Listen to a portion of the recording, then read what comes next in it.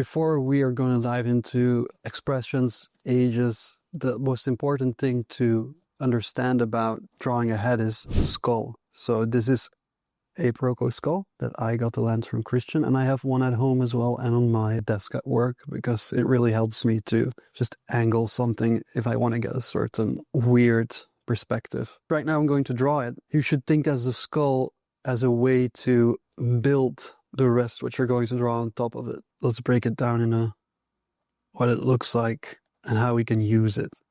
So first I'll draw the overall big shape. Eye line in the middle. You can see here the plane. And here we have this staircase, because I always focus on the sockets, the eye sockets. Like right here, here's where the eye would sit.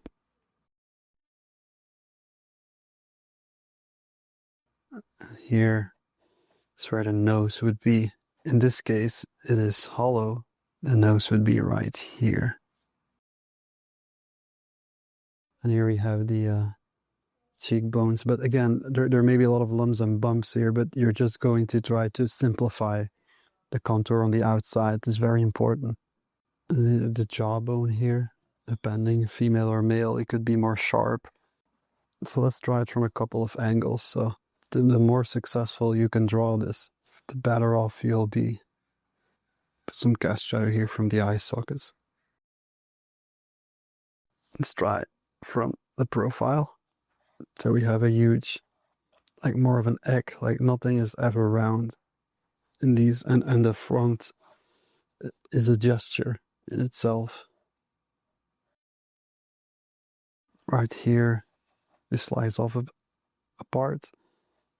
And you have to think about, like later, this rhythm will go down. So this is important right here in the simplification.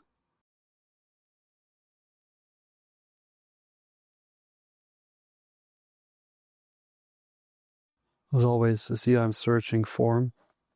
There are many ways to sketch, like sometimes I sketch directly, but I find that the one that gives me the most control, especially for educational purposes, is this one.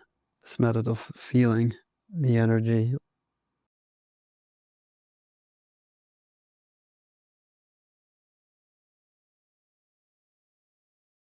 Here's where the ears go. So you know here that's where the ear would be.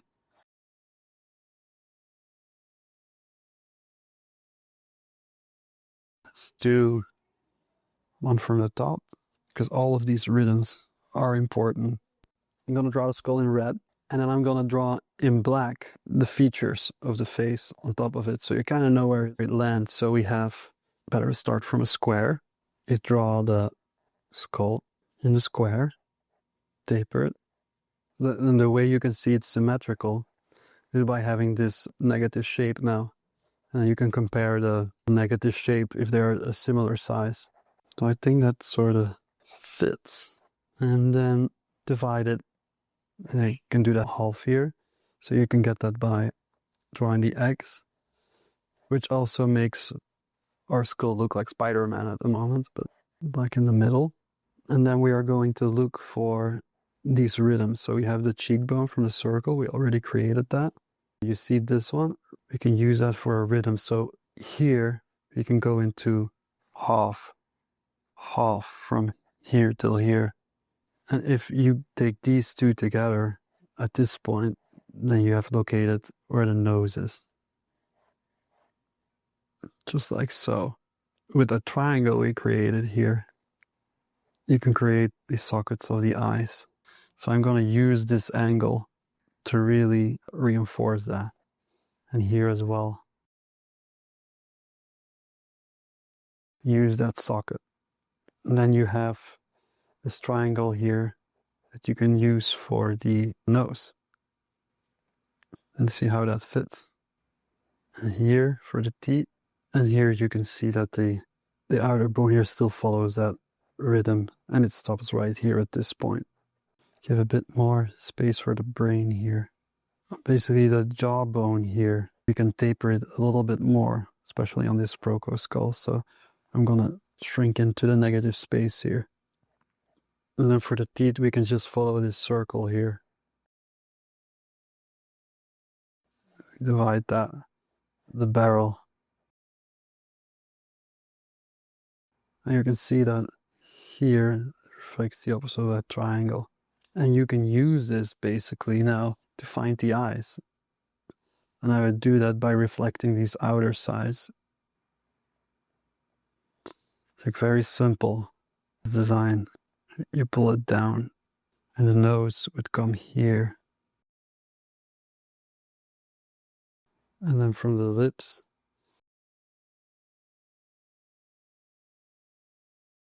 and you can see that all these rhythms here, when you were drawing a face, like it's very important that you can make a face out of the skull.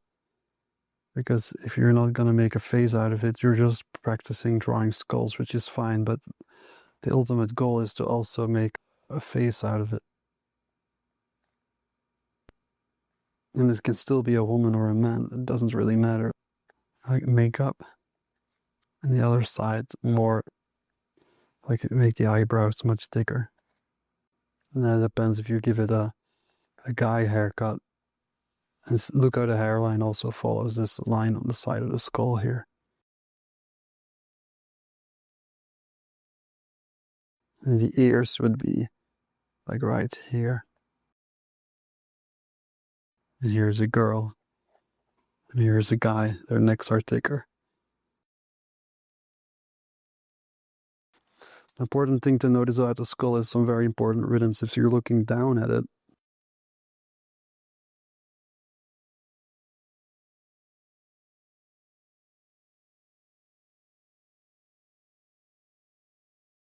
Like you have these lines of the temple.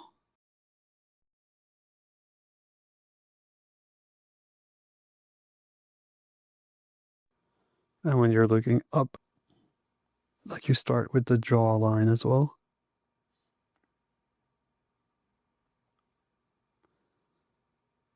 And you have this rhythm, which will become very important.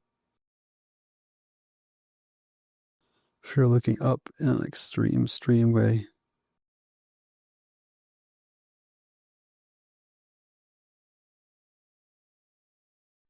And then the ears are lower on the head, while here the ears are higher, looking down. But I would say the success of drawing a face is completely dependent on how well you draw the skull. So I would get a reference online image, a skull, just try to find the planes.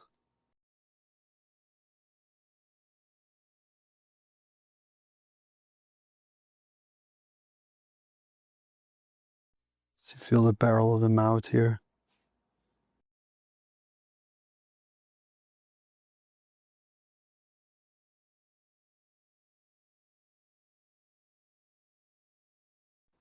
Like here you see a nice corner here, this plane right here.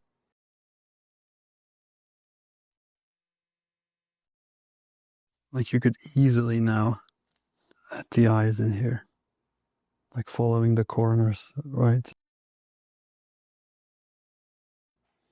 Add eyebrows, add a nose, add lips, then the ear be right here. And then it would attach here the neck, and the sternum would come from here.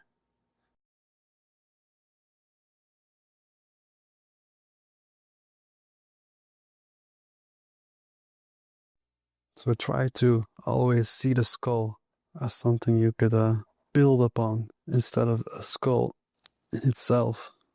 This is already starting to look more friendly. I can add the ear right here. You can follow these structures here from the bone.